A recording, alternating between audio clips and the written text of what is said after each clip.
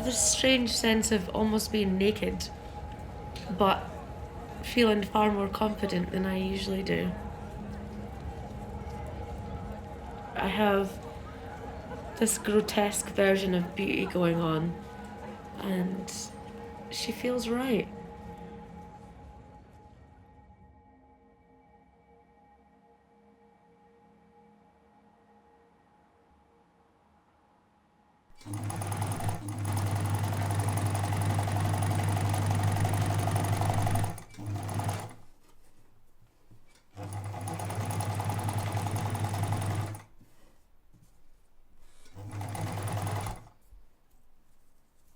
So whether it's for working for someone else or if it's putting together a look for myself for a club night or something like that, I'll always start with a lot of images and maybe just a colour combination or maybe sourcing some fabrics and materials, and then usually I get very confused and distracted and do a million other things, and then eventually I'll just start making. And it tends to change a lot as that process goes through, which can be frustrating, but I think every artist has their own little journey in that way, where it doesn't necessarily come out exactly as you might have had thought when you had your first inspiration.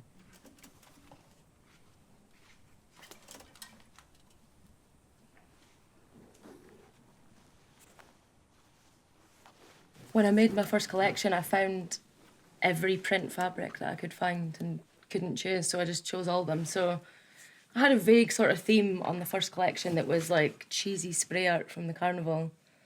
So that's where she came from. Not my print, but, you know, I made the gear. Yeah, so this motocross top came with a skirt as well. Clothes have always been a thing of happiness to me, and my mum used to always just say, right, you just wear whatever you want, you pick it out. And I was born in the 80s, so there was so many good clothes then. So, yeah, that's my happy place. In here. Sorry, hen. I'm gonna be putting this full suit on. I have no idea how I'm going to pee in this yet, so that's an issue. But I actually put the whole thing on and was immediately like, oh, I feel more beautiful, because it was like slightly covered. It's weird. I took it off and everything was like reality. Like, oh. This as well, which is supposed to be a beauty fad for stretching your mouth and keeping your mouth nice and young. I won't. But clearly it's a fetish piece. So yeah, she's gonna have that.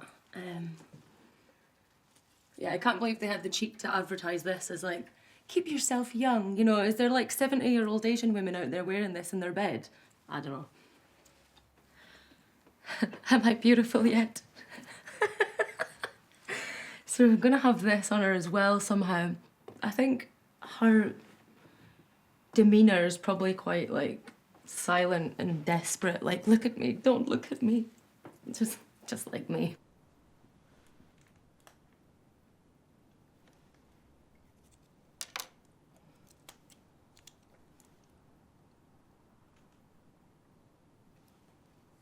I believe I've always had an issue with how I look from maybe even the age of 5.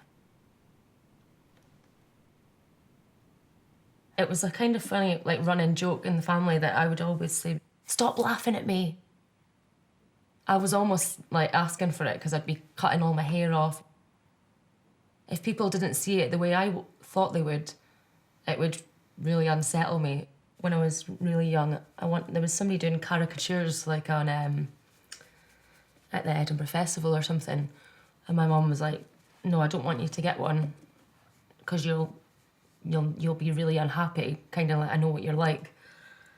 She almost like didn't want me to have a meltdown seeing that, and that kind of stuck in my head because it was when I was actually like seeing a counsellor, and he was like, "This is what this is. It's body dysmorphia." So it usually starts with I just generally feel like really uncomfortable in my skin, almost like squirming. You just almost want to crawl out of it. Like I would often like list things in my head obsessively from like head to toe.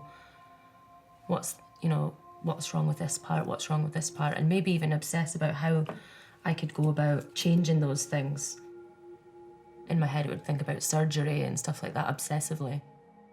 You kind of would relate yourself to like things like trolls and witches, or a horrible mask or something that you can't quite get your head around. Boiling it down, I've got quite a sort of warped sense of self as in terms of that I don't really know what other people see. I don't really know what I see. I was just born weird looking. And the rest is drag. Yeah.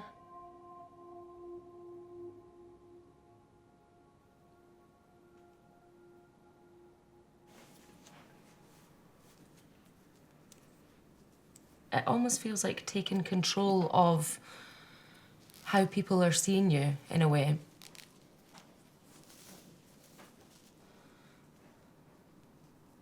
Covering my face is really cathartic and really comforting to me. So you can kind of dress up and sort of use that to your advantage.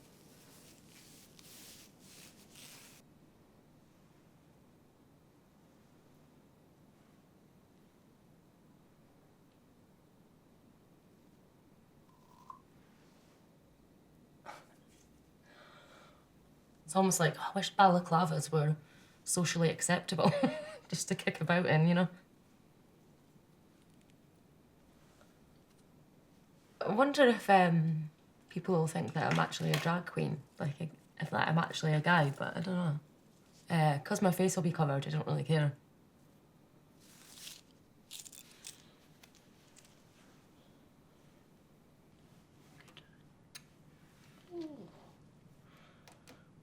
Where's Mummy's baby? I've always like craved that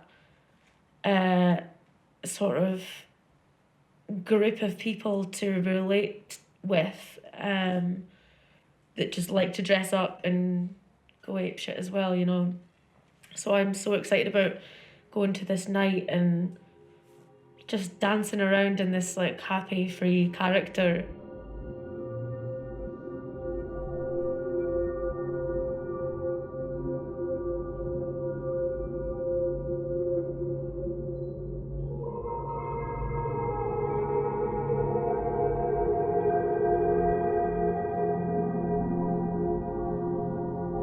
The way that you breathe, the way that you speak, everything is different, and that alone gives you that escapism of, you know, complete transformation.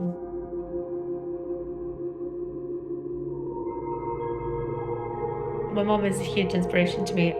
She would always say, Emma, honey, you be yourself no matter what, and it is a good thing to be different.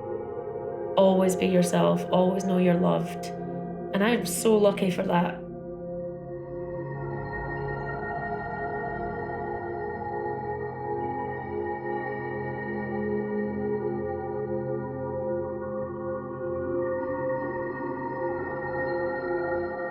I think, yeah, they'll probably be like, so what are you?